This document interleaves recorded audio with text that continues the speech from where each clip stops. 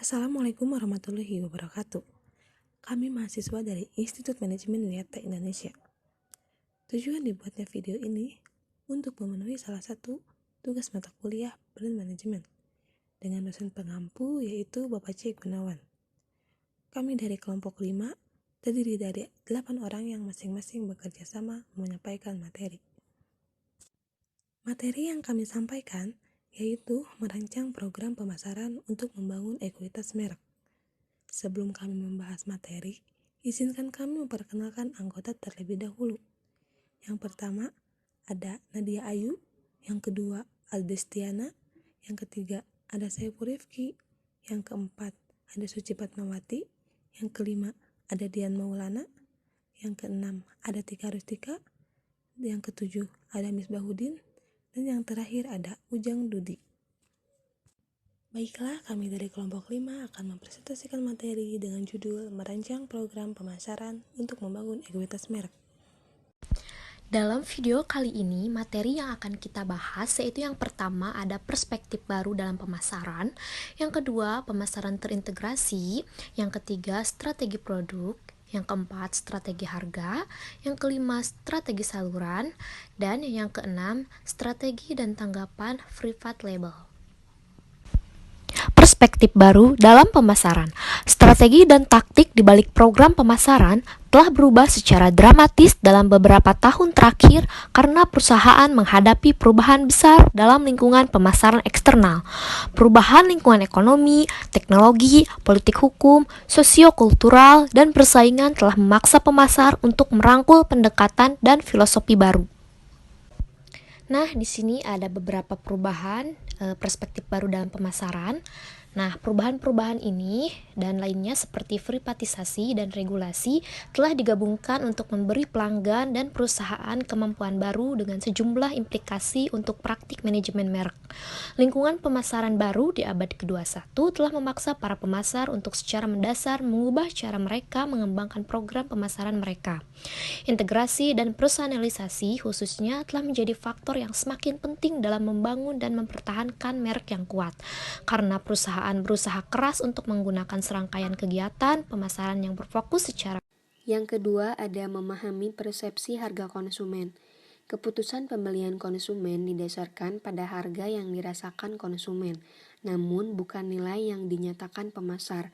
Memahami bagaimana konsumen sampai pada persepsi harga mereka dengan demikian merupakan prioritas pemasaran yang penting. Banyak penelitian telah menunjukkan bahwa sangat sedikit konsumen yang dapat mengingat harga produk tertentu secara akurat, meskipun mereka mungkin memiliki pengetahuan yang cukup baik untuk kisaran harga yang relevan. Namun, ketika memeriksa atau mempertimbangkan harga yang diamati, konsumen sering membandingkannya dengan kerangka acuan internal atau kerangka acuan eksternal. Harga referensi internal terjadi dalam berbagai bentuk seperti harga wajar, harga tipikal, harga terakhir yang dibayarkan, harga batas atas, harga batas bawah, harga yang diharapkan di masa mendatang, dan harga diskon biasa. Yang ketiga ada menetapkan harga untuk membangun ekuitas merek. Memilih strategi penetapan harga untuk membangun ekuitas merek berarti menentukan hal-hal seperti yang pertama, metode untuk menetapkan harga saat ini, kedua, kebijakan untuk memilih kedalaman dan durasi promosi dan diskon. Ada banyak pendekatan berbeda untuk menetapkan harga dan pilihannya bergantung pada sejumlah pertimbangan. Faktor-faktor yang berhubungan dengan biaya pembuatan dan penjualan produk dan harga relatif dari produk kompetitif merupakan penentu penting dalam strategi penetapan harga. Akan tetapi, perusahaan semakin menempatkan kepentingan yang lebih besar pada persepsi dan preferensi konsumen. Yang keempat ada harga nilai. Tujuan penetapan harga nilai ini adalah untuk mengungkap paduan yang tepat antara kualitas produk, biaya produk, dan harga produk yang sepenuhnya memuaskan kebutuhan dan keinginan konsumen serta target laba perusahaan. Ada 3 kunci dalam penetapan nilai harga, yaitu ada desain dan pengiriman produk yang tepat, kedua biaya produk, dan harga produk. Yang kelima ada mengkomunikasikan nilai. yaitu menggabungkan ketiga komponen ini dengan cara yang tepat untuk menciptakan nilai sangatlah penting. Hanya memberikan nilai yang baik bagaimanapun diperlukan tetapi tidak cukup untuk mencapai kesuksesan penetapan harga. Konsumen harus benar-benar memahami dan menghargai nilai merek. Dalam banyak kasus, nilai tersebut mungkin jelas manfaat produk atau layanan yang jelas dan mudah dibandingkan dengan pesaing. Namun, dalam kasus lain, nilai mungkin tidak jelas dan konsumen mungkin terlalu mudah untuk membeli pesaing yang harganya lebih rendah. Kemudian pemasar mungkin perlu terlibat dalam komunikasi pemasaran untuk membantu konsumen mengenali nilainya dengan lebih baik. Di nomor 6 ada segmentasi harga.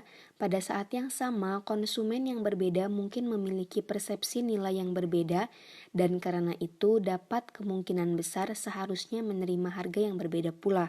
Segmentasi harga menetapkan dan menyesuaikan harga untuk segmen pasar yang sesuai perusahaan semakin menerapkan prinsip manajemen hasil atau harga dinamis, seperti yang diadopsi oleh maskapai penerbangan untuk memvariasikan harga mereka. Allstate Insurance memulai program penetapan harga ini melalui manajemen hasil, melihat riwayat kredit pengemudi, profil demografis, dan faktor lain untuk lebih menyesuaikan premi polis mobil dengan profil risiko pelanggan. Di nomor terakhir, nomor 7, ada harga rendah setiap hari atau EDLP. Telah mendapat perhatian yang meningkat sebagai sarana untuk menentukan diskon harga dan promosi dari waktu ke waktu. EDLP pula menghindari gigi gergaji atau pola whiplash dari kenaikan dan penurunan harga bergantian atau diskon yang mendukung serangkaian harga dasar sehari-hari yang lebih konsisten pada produk. Dalam banyak kasus, harga EDLP ini didasarkan pada pertimbangan penetapan harga nilai yang telah kami sebutkan. Alasan stabilitas harga, meskipun promosi perdagangan diharapkan menghasilkan diskon pada produk hanya untuk jangka waktu tertentu dan di wilayah geografis tertentu, hal itu tidak selalu terjadi. Dengan forward buying, retail memesan lebih banyak produk daripada yang mereka rencanakan untuk dijual selama masa promosi, sehingga nantinya mereka bisa memperoleh margin yang lebih besar dengan menjual sisa barang dengan harga reguler setelah masa promosi berakhir. Dengan pengalihan, pengecer meneruskan atau menjual produk diskon kepada pengecer di luar area penjualan yang ditentukan. Strategi saluran. Saluran adalah sarana di mana perusahaan mendistribusikan produk mereka ke konsumen. Strategi saluran untuk membangun ekuitas merek meliputi merancang dan mengelola saluran langsung dan tidak langsung untuk membangun kesadaran merek dan meningkatkan citra merek. Saluran langsung dapat meningkatkan ekuitas merek dengan memungkinkan konsumen untuk lebih memahami kedalaman, keluasan, dan variasi produk terkait dengan merek serta karakteristik pembeda apapun. Saluran pemasaran didefinisikan sebagai kumpulan organisasi yang saling bergantung yang terlibat dalam proses membuat produk atau layanan tersedia untuk digunakan atau dikonsumsi. Strategi saluran mencakup desain dan manajemen perantara seperti grosir, distributor, pialang, dan pengecer. Saluran tidak langsung. Saluran tidak langsung ini terdiri dari 5 poin, yaitu yang pertama strategi dorong dan tarik. Dengan mencurahkan upaya pemasaran kepada konsumen akhir, produsen dikatakan menggunakan strategi tarik karena konsumen menggunakan daya beli dan pengaruhnya pada pengecer untuk menarik produk melalui saluran. Alternatifnya, pemasar dapat mengabdikan upaya penjualan mereka kepada anggota saluran itu sendiri, memberikan insentif langsung bagi mereka untuk menyimpan dan menjual produk ke konsumen akhir. Pendekatan ini disebut strategi dorong karena pabrikan berusaha menjangkau konsumen dengan mendorong produk melalui setiap langkah rantai distribusi. Yang kedua, dukungan saluran. Sejumlah layanan berbeda yang disediakan oleh anggota saluran dapat meningkatkan nilai bagi konsumen yang membeli dan mengonsumsi produk bermerek. Meskipun perusahaan semakin menyediakan beberapa layanan sendiri melalui nomor bebas pulsa dan situs web, membangun kemitraan pemasaran dengan pengecer mungkin tetap penting untuk memastikan dukungan saluran yang tepat dan pelaksanaan berbagai layanan ini. Produsen dapat mengambil sejumlah langkah untuk membuat mitra retail senang dan mencegah pemutusan rantai pasokan. Yang ketiga, segmentasi retail. Pengecer adalah pelanggan, karena kemampuan dan kebutuhan pemasaran mereka berbeda. Pengecer mungkin perlu dibagi menjadi beberapa segmen atau bahkan diperlakukan secara individual, sehingga mereka akan memberikan dukungan merek yang diperlukan. Yang keempat, varian bermerek. Varian bermerek adalah sarana untuk mengurangi persaingan harga eceran karena mempersulit perbandingan harga langsung oleh konsumen. Dengan demikian, pengecer yang berbeda dapat diberikan barang atau model yang berbeda dari merek yang sama untuk dijual. Yang kelima, iklan koperasi. Alasan dibalik iklan kooperatif untuk produsen adalah bahwa hal itu memusatkan beberapa upaya komunikasi di tingkat lokal, di mana mereka mungkin memiliki relevansi dan dampak penjualan yang lebih besar dengan konsumen. Sayangnya, citra merek yang dikomunikasikan melalui iklan COOP tidak dikontrol secara ketat seperti ketika produsen menjalankan iklannya sendiri. Dan ada bahaya bahwa penekanan dalam iklan COOP mungkin ada di toko atau obral tertentu. Mungkin lebih buruk lagi, ada juga bahaya bahwa iklan COOP dapat menyampaikan pesan tentang merek yang bertentangan dengan citra yang diinginkan. Saluran langsung. Saluran langsung ini ada 4 poin. Yang pertama, toko milik perusahaan. Untuk mendapatkan kendali atas proses penjualan dan membangun hubungan yang lebih kuat dengan pelanggan, beberapa produsen memperkenalkan gerai retail mereka sendiri serta menjual produk mereka langsung ke pelanggan melalui berbagai cara. Yang kedua, toko pop-up.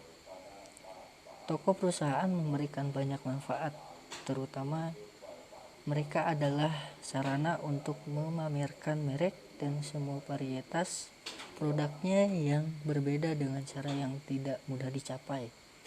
Melalui saluran retail biasa, toko perusahaan dapat memberikan manfaat tambahan dengan berfungsi sebagai pasar uji untuk mengukur respon konsumen terhadap desain, presentasi, dan harga produk alternatif, yang memungkinkan perusahaan untuk terus memantau kebiasaan belanja konsumen. Yang ketiga, toko dalam toko. Konsep store in a store dapat bertahan melalui pengaturan leasing yang sebenarnya atau pengaturan yang kurang formal, di mana toko mini bermerek digunakan untuk pengecer. Pengaturan ini membantu mendorong lalu lintas pejalan kaki dan mendapatkan kemampuan baru dengan cepat. Dan yang terakhir yaitu strategi online. Saluran terintegrasi memungkinkan konsumen untuk berbelanja kapan dan dengan cara yang mereka inginkan. Banyak konsumen menghargai kenyamanan memesan dari perusahaan secara online atau melalui telepon dan mengambil produk fisik di toko lokal mereka daripada mengirimkannya. Mereka juga ingin dapat mengembalikan barang dagangan di toko meskipun mereka awalnya membelinya dan mengirimkannya keluar toko. Strategi dan tanggapan private label. Label pribadi. Sejarah label pribadi adalah salah satu dari banyak pasang surut. Produk grosir berlabel pribadi pertama di Amerika Serikat dijual oleh Great Atlantic and Pacific The Company Kemudian dikenal sebagai ANP yang didirikan pada tahun 1863. Selama paruh pertama abad ke-20, sejumlah merek toko berhasil diperkenalkan. Merek label pribadi biasanya lebih murah untuk dibuat dan dijual daripada merek nasional atau pabrikan yang bersaing dengan mereka. Dengan demikian, daya tarik bagi konsumen untuk membeli label pribadi dan merek toko seringkali terkait dengan penghematan biaya. Daya tarik pengecer untuk menjual label pribadi dan merek toko adalah bahwa margin kotor mereka seringkali 25% hingga 30%, hampir 2 kali lipat dari merek nasional. Strategi branding private label. Meskipun pertumbuhan private label telah ditafsirkan oleh beberapa orang sebagai tanda penurunan merek, kesimpulan sebaliknya mungkin sebenarnya lebih valid. Pertumbuhan private label dapat dilihat dalam beberapa hal sebagai konsekuensi dan cerdiknya strategi branding yang dirancang. Dalam membangun ekuitas merek, titik perbedaan utama untuk label pribadi di mata konsumen selalu menjadi nilai yang baik, asosiasi yang diinginkan dan dapat dialihkan di banyak kategori produk. Akibatnya, label pribadi bisa sangat luas dan namanya bisa diterapkan di banyak produk yang beragam. Perkembangan masa depan. Banyak pemasar merasa bahwa merek yang paling terancam oleh munculnya label pribadi adalah merek lapis kedua yang belum berhasil membangun identitas yang jelas seperti pemimpin pasar. Misalnya dalam kategori deterjen, kesuksesan merek label pribadi seperti Walmart, Ultra Clean lebih cenderung mengorbankan merek seperti Oxidol, Al atau Fab daripada pemimpin pasar Tide. Semoga teman-teman yang mendengarkan bukan saja memahami, namun juga jadi buah manfaat untuk kedepannya. Karena dimulai, maka juga akan diakhiri. Jika diakhiri tanpa memulai, itu bukan presentasi, tapi masalah korupsi. Cukup sekian, terima kasih. Wassalamualaikum warahmatullahi wabarakatuh.